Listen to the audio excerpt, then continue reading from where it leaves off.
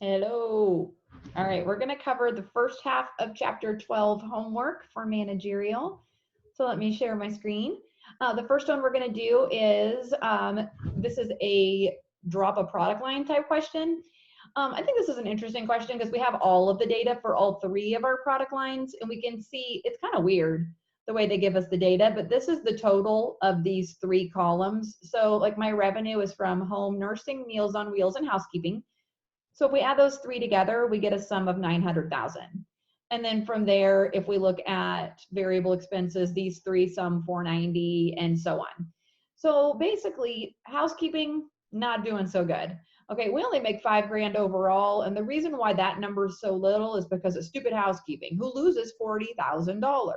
So we bring in money on Meals on Wheels and we bring in money on home nursing. I find this interesting because I didn't really know they charged for Meals on Wheels, but I knew that they did because I run Meals on Wheels for my church, like 4 weekends a year total. And there are some customers that actually pay for it. The ones that we see on the weekends are not paying for anything because they don't have anything. It's so sad. Okay, so what we're looking at is this particular business is considering dropping housekeeping. So just stopping, not doing housekeeping anymore. So it says the head administrator of Jackson County Services is concerned about the organization's finances and considers the net income of 5 last year to be too small. I don't know why there's a bracket there. They are considering discontinuing the housekeeping program. So it says, oh, this is so weird. The depreciation in housekeeping is for a small van that's used to carry the housekeepers and their equipment from job to job. If the program was discontinued, oh good, the van would be donated to a charitable organization. Depreciation assumes 0 salvage value. None of the admin would be avoided if housekeeping is dropped, but liability insurance and salary of the program administrator can be avoided. So what that means is we won't have to pay the liability insurance and we'll fire that person that runs the program.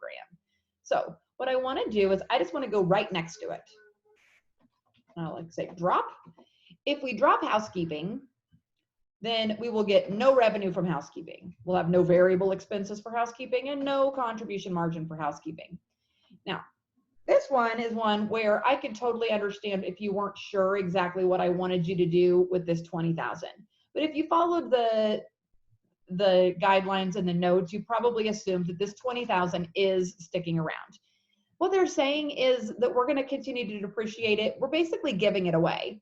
So we're going to donate it away. And so that depreciation would continue until it's all used up.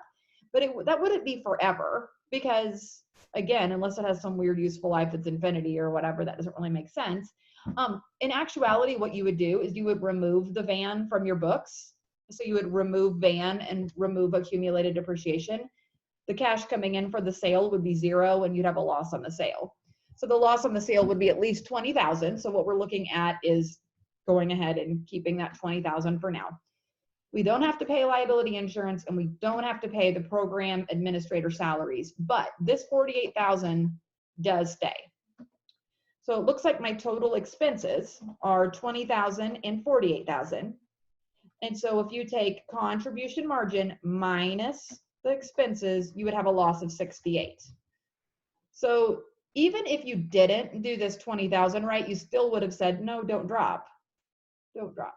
Because even if you didn't do the 20, negative 40 isn't as bad as negative 48, and it's definitely not as bad as negative 68.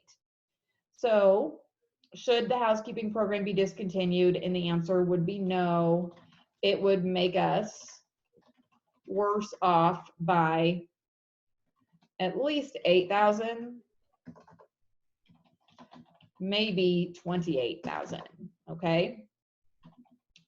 So what we would have to do is we would have to take a look a little bit closer at that piece of equipment, that delivery van, and figure out if like how many more years of depreciation do we have on it. But even then, even if we ignored the van altogether, we would still be worse off because basically, while housekeeping doesn't bring in like a ton of money overall, it does contribute 80,000 toward covering fixed expenses. And the only fixed expenses that are really because of housekeeping are these two, which are 52,000. The other ones are for other stuff too. So these two expenses are definitely related to housekeeping. So if these two would have been $100,000, and I would say, you know what, drop it.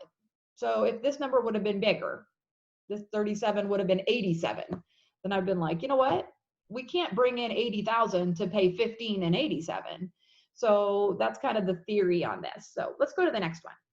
So the next one is actually two parts. Most of you didn't do the second part, and I'm not counting off for that because I know it was kind of tricky.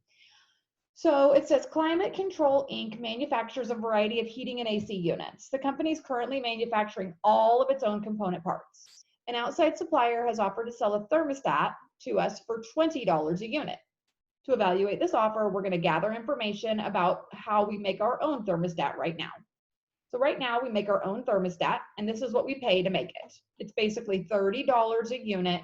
We make 15,000 units, so 30 times 15 is $450,000. So to make the thermostat, we need direct material, direct labor, variable overhead, and then we have fixed overhead. So fixed overhead, some of it's traceable specifically to the thermostat, and some of it's just common but allocated. So that kind of stuff might be rent on the entire factory, or it might be, you know, other parts of like the custodial for the entire factory, that kind of stuff. I know it's a factory cost because it's related to overhead. So assume that the company has no alternative uses for the facility now being used to produce a thermostat. Should we consider accepting the special offer? Show all of your computations. So there's a problem on your exam doing this. It's a 15-point problem. You might be watching this video again while you're taking your final, and that's okay. I told you you could. So what we're gonna look at is we're gonna always set it up as two columns, make versus buy. And we'll start off with the outside price. So if we buy it, they said they wanted to charge us $20 per thermostat to buy them. So to buy them from the outside supplier. So the outside price is $20 times 15,000 thermostats, because that's how many thermostats we need.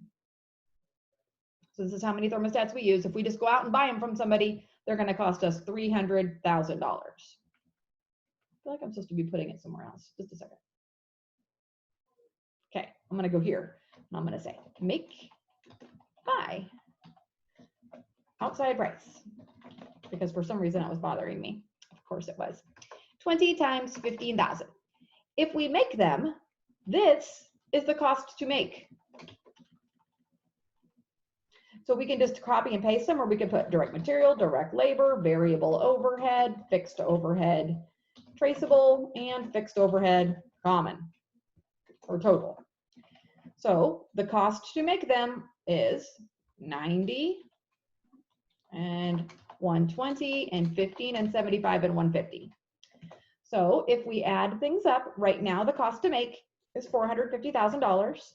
I knew that. And the cost to buy, I know it's 300, and then what we have to do is we have to say, well, do any of these costs stick around if we have to buy? I already know that this probably does. So let's go ahead and read what the given says.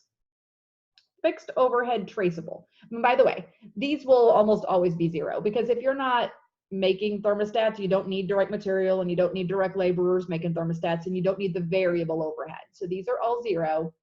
This 75 says 40% supervisor salaries, 60% depreciation of special equipment with no resale value.